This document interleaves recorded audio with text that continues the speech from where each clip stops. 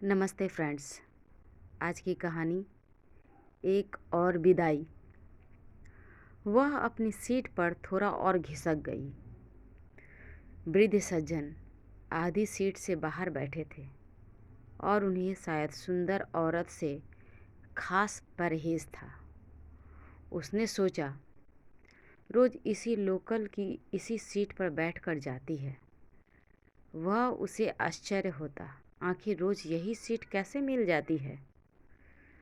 काफ़ी देर बाद वृद्ध सज्जन पास घिसक आए। बोले, आप रोज इसी बस से आती है?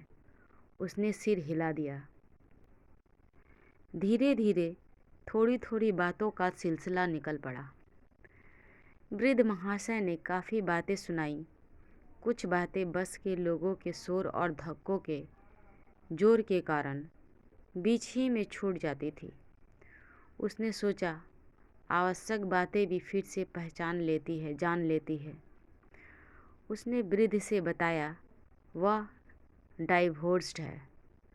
पति और वह अलग रह रहे हैं। पिछले 2 सालों से टर्मिनल आ गया था। दोनों उतर पड़े। वृद्ध ने पूछा, आप कहीं जाएंगी क्या? नहीं, मैं किसी की प्रतीक्षा करूंगी। वृद्ध ने इसका कोई और अर्थ समझा, पर उसने कुछ नहीं पूछा।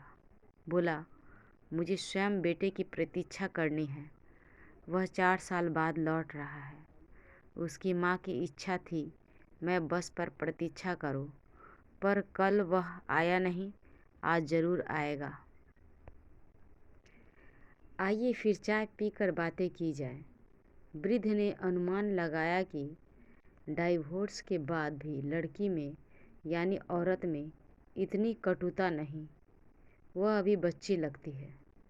उसे महसूस हुआ, थोड़ा सा कहने पर भी वह पिघल पड़ेगी।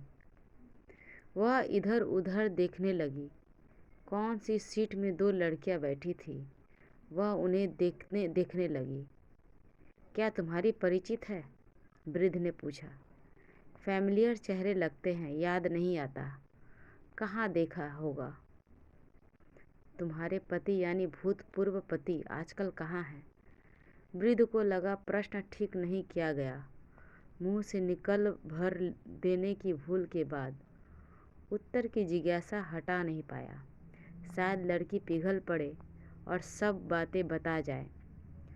अब मुझे पता नहीं, शायद पुराना काम छोड़ बैठे हैं। लड़की ने यानी महिला ने पर्याप्त विरक्ति के साथ उत्तर दिया। यूँ मुझे तुम्हारे व्यक्तिगत जीवन में कुछ नहीं लेना है, लेकिन मैं आपकी बात समझती हूँ। मेरे पति और मुझ में बच्चों को लेकर झगड़ा खड़ा हो गया था। बाद में जब लड़का मर गया तो मैंने सोचा मुझे अलग हो जाना चाहिए। दरअसल अलग हो जाना ही उस वक्त हमारे लिए एकमात्र साधन था, हमारी एक दूसरे की भलाई के लिए। महिला बोलने में एक बिलगाव होते हुए भी एक आकर्षण था। बच्चे की मृत्यु? वृद्ध ने एकाएक गंभीर होकर पूछा। लेकिन बेटी बच्चे तो फिर भी तो हो जाते हैं। कब और कैसे हुए बच्चे की मृत्यु? महिला में एकाएक उसने परिवर्तन पाया। बच्चे की मृत्यु की बात कहते ही वह कुछ घबरा सी गई, पर यह घबराहट एक किस्म की बेचैनी थी। मुझे माफ़ कीजिएगा, वृद्ध ने फिर कहा। तब तक महिला सचेत हो गई थी। नहीं नहीं, इसमें क्या बात है। मृत्यु का महत्व उतना अधिक नहीं रहा मेरे लिए। मृत्यु संभवतः एक गौण बात हो जाती है, लेकिन बात कुछ और ही थी। बीच में बात टूट सी गई थी। उसी संदर्भ में सिलसिला आगे नहीं बढ़ सकेगा। यह जानकर वृद्ध ने और ही चर्चा छेड़ दी। इस चर्चा और उस बात के बीच जरूर कुछ ऐसा था जो दोनों उसके तरीके से महसूस कर रहे थे। फिर वृद्ध उठ गए। फिर कभी मिलना होगा बिटिया। उसने जवाब देना ठीक नहीं समझा। मैं अभी चाय पीऊँगी। ज़रूर, पर मुझे माफ़ करोगी ना? वह चुप रही, रुक कर बोली, ऐसी बात आप क्यों करते हैं? लेकिन मुझे किसी तरह की सहानुभूति के दर्जे में न रखिए। मुझे सहानुभूति से अधिक नफ़रत सहानुभूति देने वाले से होती है। क्या आप सोच सकते हैं?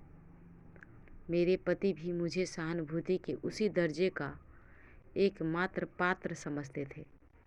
उसने मुंह दूसरी ओर फेर लिया और वृद्ध चले गए। इतने दिनों के बाद, यानी एक अरसे बाद, उसने एक आदमी से बातचीत की थी और बातचीत में वह बुरी तरह घबरा गई थी।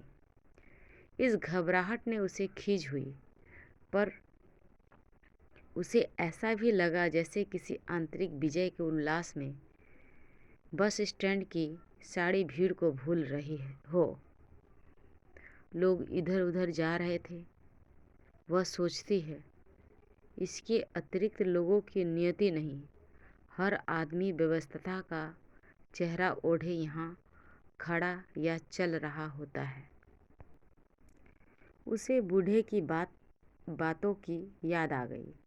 शायद वृद्ध भी रोज़ यहाँ इसी भीड़ में चला आता है, और वह क्यों आती है, इसका जवाब उसके पास भी नहीं। चाय पीकर वह उठी। सामने के कोने पर जिन दो परिचित महिलाओं के चेहरों को उसने फैमिलियर कहा था, वे वहाँ एक बात की साक्षी है। उसके पति यहाँ आते हैं। कुछ दिन हुए जब उन्होंने नौकरी छोड़ी, तब से वो यहाँ आते हैं। और जब से उसे पता चला कि उसके पति यहाँ आते हैं, बाज़ारों में घूमने के बजाय वह दिन का कुछ वक्त यहाँ बिताती है। बाहर लॉकर्स होटल का एक बहुत बड़ा पोस्टर लगा हुआ था और उस पोस्टर के नीचे एक नौजवान जुगल खड़ा था। दूर से ही उन लोगों के संबंधों की मधुरता को जैसे उसने सूंघ लिया था। फिर अचानक ही उसके मन में गहरी वितृष्णा भर आई। यह सब आसन्न दुविधाओं के पहले ही स्थित है। उसे ख्याल आया, यह सब मधुरता, आत्मीयता के प्रदर्शन, भावी कटुता और अलगाव की पहली पीढ़ी है। और कितने मूर्ख हैं लोग जो इससे इतर अस्तित्व को भूल जाते हैं। उसे अपने पति का एक कथन याद आता है, जब हम अपने मानसिक विकास के निचले स्तर पर होते हैं तो हमें सारी सृष्टि के प्रति चेतना नहीं रहती, पर जब भी हम अपने चारों ओर प्रति समान भाव से चेतन होते हैं तो हमारे लिए अपनी बातें महत्वहीन हो जाती है। लेकिन यह सब आदर्श है, अपने आप को झुठलाने का सामंती तरीका। इस तरह के आदर्शों में अगर नैतिक आदर्श का कोई अंश हो तो सिर्फ फरेब लगता है। पोस्टर के नीचे अब भी युगी की हंसी का एक वृत्त था। ऊपर के कार्टून चित्र के साथ गृध्र हास्य से बिल्कुल अलग। रिसेप्शन ऑफिस के पारदर्शक शीशे के साथ लगकर वह खड़ी हो गई। अक्सर पिछले दिनों वह इसी जगह पर खड़ी होती है, क्योंकि ऊपर लॉकर्स होटल जाते हुए यहाँ से उसके पति दिखाई देते हैं। वही एक नहीं, अनेक बार, कभी ऊपर जाते हुए, कभी नीचे उतरते हुए। गोल घुमावदार सीढ़ी पर बेतरतीब लोग उतरते चढ़ते जाते हैं। लगातार उतरते चढ़ने के इस क्रम में उसे बहुत बेहूदगी नजर आती है, पर फिर सिर्फ हंसी आकर रह जाती है। जब उसकी शादी हुई थी तब लॉकर्स होटल नीचे था और कभी कभी वे लोग आ जाया करते थे, लेकिन उन दिनों इन सब बातों के लिए जगह नहीं थी। वह और उसके पति जैसे सारी बातों के प्रति उदासीन रहते थे। सामने के छोटे तिकोने पार्क में कल से एक फूल उगा है। वही पास ही में किसी की छोटी बच्ची एकटक उस फूल को देखे जा रही थी। उसके जी में आता था कि फूल तोड़कर बच्ची के हाथ में दे दे और उसे जोर से चूम ले। बच्ची के प्रति गहरी ममता के भाव को हालांकि कई दिनों से वह दबाए हुए है। वह दूसरी ओर देखने लगती है। वहाँ बसों में उतरे लोग खड़े हैं केवल कुछ क्षणों के लिए, और अंदर रिसेप्शन ऑफिस में पूछने वालों का तांता लगा हुआ है। इस बात से भी बिल्कुल अनजान नहीं कि इतनी जल्दी के माहौल में भी कुछ आंखें उससे देखी जा रही है, पर अब यह उसका स्वभाव बन गया है। लॉकर से उतरते हुए पति ने उसे देख लिया था। वहीं से हाथ हिलाकर पहले के संबंध की औपचारिकता निभाई उन्होंने, पर उसने उतनी ही तेजी से मुंह दूसरी ओर कर लिया था।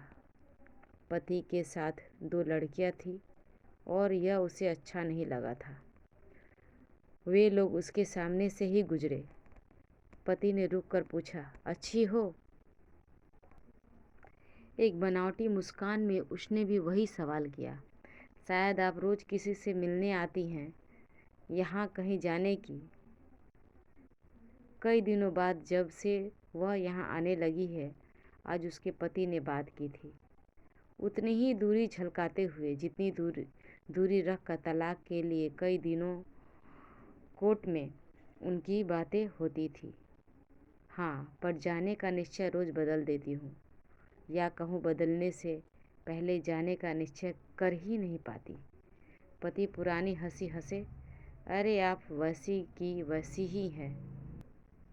बिना कुछ कहे वे उन लड़कियों की ओर चले गए तो उनका इंतजार दूर खड़ी कर रही थी। उसे फिर बुरा लगा, पर उससे अपने पर खीज हुई। अब वे लोग वे नहीं रहे, और यह सब पति का अधिकार है। पति के साथ ही लड़कियां शायद अब वही चाय पीने बैठ गई होगी। उसी कोने में उसने मुंह फेर कर देखा तो नन्ही बच्ची उस फूल की ओर अब भी देखे जा रही थी। उसने अपनी गाड़ी की ओर देखा। लोकल बस का वक्त हो गया था। बस में आकर अचानक उसे लगा जैसे वह इन दिनों पागल हो गई हो। क्यों आती है वह यहाँ?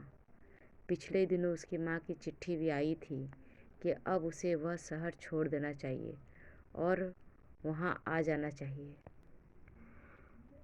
वह सोचती थी कि कहीं जम जाए नौकरी करने का शौक वह उपजा नहीं पाई। घर जाने के बजाय वह एक सहेली के घर उतर गई। घर पर नौकर बेहद गंदा और मूर्ख है, पर वह उसे छोड़ नहीं सकती। इस जमाने में ऐसे लोग बहुत कम मिलते हैं, ऐसे लोग जो कई चीज़ों के बारे में ना सोचते हैं। उसका नौकर भी ऐसे ही लोगों में था, जो काम और खाने के बाद कुछ नहीं जानता था। कभी कभी उसे नौकर पर दया भी आती। वह उसे सिनेमा देखने के पैसे देती, पर कमबख्त सिनेमा जाने के बजाय पैसे जमा कर लेता था। कहता था, बीवी जी, मैं पैसे क्या करूँगा, पैसे तो मेरे घर वालों को चाहिए। ऐसे मौक़ों पर उसे उस पर दया नहीं आती। उसे लगता यह ऐसे आत्मीपीड़न में अजीब मज़ा उठाता है। सहेली ने उसे देखा तो कहा, तू फिर आज इस बस स्टैंड पे खड़ी थी? वह चुप रही। अब मुझे शादी कर लेनी चाहिए री। बोल, खोजूं तेरे लिए कोई? तुम चाहती हो मैं अभी यहाँ से बाहर चली जाऊँ? वे लोग अपनी बातों में लग गई। वे ऐसी बातें होती जो सिर्फ वक्त काटने के लिए होती। शाम को घर में वह अपने को समझाने की कोशिश करती है। अकेलेपन के लिए उसके मन में कोई डर नहीं है। वह रहती है और रह सकती है, पर कभी कभी उसे अपने बच्चे का ख्याल आता है तो पति के प्रति सख्त नफरत वह रोक नहीं पाती। और अब जब पति के प्रति उसने सोचने में कभी भी कमज़ोर होती है तो तुरंत बच्चों के बारे में सोचने लग जाती है। 1 साल से भी अधिक वे लोग ठीक तरह से रहे हैं, पर उसके पति ने तटस्थ रहने और उसके बीच अलग रहने की एक ऐसी प्रकृति थी, वह घबरा उठती है। उसे ऐसे अवसरों पर भयानक भय जकड़ लेता है। जब से बच्चा हुआ था, वह पति कि ऐसी बातें को पकड़ने से मुक्त हो गई थी। पर जब बच्चा बीमार हुआ तो वह एक बार परेशान हो गई। पति केवल काम में डूबे रहते, वह खींचती रहती। बच्चा मर भी गया तो पति की सहजता के प्रति उसे बहुत संदेह हो गया। ये कैसे व्यक्ति हैं? बच्चे के मरने पर भी किसी तरह का दुख नहीं, कुछ नहीं। बस फिर झगड़े शुरू हो गए। झगड़ा भी वही करती और फिर वे उसी को कहने से तलाक के लिए भी मान गए, उतनी ही सहजता से। वह सोचती थी कि विजय उसकी हुई, पर अलग रहने की उस निश्चित अवधि में माता पिता के घर में रहकर उसने जाना कि उसके बहुत बड़ी पराजय हुई है। तलाक के बाद केवल इस पराजय को भूलने के लिए वह उस शहर में आ गई थी। अकेली रहेगी, अपने गांव पर जमने की कोशिश करेगी। माता पिता ने एक अच्छाई के लिए उसे अनुमति दे दी। ऐसी अच्छाई का संकेत वे भी पढ़ सकते थे, पर उस माँ बाप को इन सब चीज़ों, इन प्रतिक्रियाओं से कोई मतलब नहीं रहा। फिर बस स्टैंड जाना उसका एक नियम बन गया। वे वृद्ध एक बार बाजार में मिले थे, पर उसने फिर आत्मीयता का हाथ नहीं बढ़ाया था। वह सोचती थी कि ये लोग अपने आदर्शों और अच्छाइयों को आड़ बनाकर उसकी जिंदगी में घुस आएंगे। पति कभी मिलते, बातें करते या कभी दूर से ही हाथ हिलाकर चले जाते। उसके बाद वह थोड़ी देर किताबों की दुकानों पर खड़ी होकर चली आती, फिर घर जाकर अपने आप को परेशान महसूस करती। एक दिन पति ने पूछा, अकेले रहकर महसूस तो नहीं करती तुम कुछ? नहीं, उसने दृढ़ता से कहा था। उसे लगा था यह कहकर पति फिर उसके जीवन में घुस आना चाहते हैं। वे सिर्फ हंसे थे, तुम मेरी समझ से बाहर हो। लेकिन एक दिन वे बहुत बदहवास हालत में आए, बोले, मैं तुम्हारा कोई नहीं हूँ अब पर तुम मुझे कुछ रुपए दे दो, मैं अपना सब कुछ जुए में हार गया हूँ, क्या फिर खेलेंगे? उसने स्थिर होकर पूछा था। संभवतः दूसरे दिन लाकर उन्हें रुपए दे दिए थे। देखिए, मुझे लौटाइए नहीं कभी, बहुत दानी हो, फिर मांगू तो? नहीं, फिर भी नहीं। मैं अपनी सारी चिंता जैसे भूल गई। बोले, सुनो, क्या तुम्हें बच्चे की अभी भी याद आती है? नहीं, उसकी मृत्यु अच्छी ही रही। क्या तुम्हें और बच्चे नहीं चाहिए? नहीं, मैं अपने सामने अब मृत्यु अधिक नहीं देखना चाहती, खास तौर से बच्चों की मृत्यु। अचानक ही उन्होंने फिर पूछा, आखिर तुम रोज यहाँ क्यों आती हो? वह चुप हो गई। वे चले गए। काफ़ी दिनों बाद एक दिन वे लॉक्स जाते हुए दिख गए। हाथ के इशारों से उन्होंने बुलाया, मेरे साथ कॉफ़ी पीने में तुम्हें कोई आपत्ति तो नहीं होगी? क्यों, आजकल कोई और लोग साथ नहीं रहते? नहीं, मैं तो सिर्फ इस वक्त तुम्हारी बात कर रहा हूँ। और बहुत अरसे बाद लॉकर्स में उसने भूतपूर्व पति के साथ बैठी होती है। यहाँ के नौकर मुझे जानते हैं, उन्होंने कहा, मेरे माध्यम से वे ही तुम्हें भी जानते हैं। और हाँ, अब वे यह भी जानते होंगे, पर नहीं, किस तरह के दिन आ गए हैं ये गंभीर आवाज़ में बोले। कॉफ़ी पीते पीते उन्होंने कहा, जानती हो, मैंने तुम्हें क्यों यहाँ बुलाया है? इसलिए कि तुमसे एक बात पूछना चाहता हूँ। क्या हम फिर मिल नहीं सकते? नहीं, अब मिलकर क्या होगा? वह पारदर्शक शीशों के बाहर देखने लगी। आसमान एकदम साफ था, हल्का नीला आसमान। हम लोग दोबारा शादी कर सकते हैं। सुनो, अब बच्चे की ज़रूरत मुझे है। मैं इन दिनों बहुत परेशान रहा हूँ। क्या आप इन बातों के लिए मुझे लाए हैं? वह दृढ़ता से बोली। नहीं, मुझे गलत न समझो, मैं कल इस शहर से जा रहा हूँ। कल जाने से पहले मैं तुमसे मिलना भी चाहता था। क्या? असंभव। उसके मन में कहीं भीतर से इस असंभव का विरोध हो रहा था। इस विरोध के प्रति वह प्रति समर्पित नहीं। उसने चीनी के प्याले को एक ओर किया, फिर जैसे उसकी सहज प्रक्रिया हो। कल कल चले जाएंगे आप? हाँ, कल। फिर कभी न लौटने के लिए यह शहर छोड़ देना जरूरी समझता हूँ। वह मुस्कुराई। लकर्स के सभी मेज़ों पर लोग जमे हुए थे। वे हंस रहे थे, बातें कर रहे थे, खा रहे थे। उसने मुस्कुराते हुए सारे बड़े कमरों को देखना चाहा, पर अचानक वे पूछ बैठे, तुमने यह तो पूछा नहीं कि आखिर मुझ में बच्चों के प्रति कितना लगाव क्यों जाग गया है? इसलिए कि बच्चे की इस इच्छा के साथ आप अपने आप को, अपने शरीर को बहुत कुछ देंगे। नहीं नहीं, तुम गलत समझ रही हो। छोड़ो ये बातें। हम केवल अजनबी रहे तो कितना अच्छा। उससे भी अच्छा है कि आप शादी कर ले।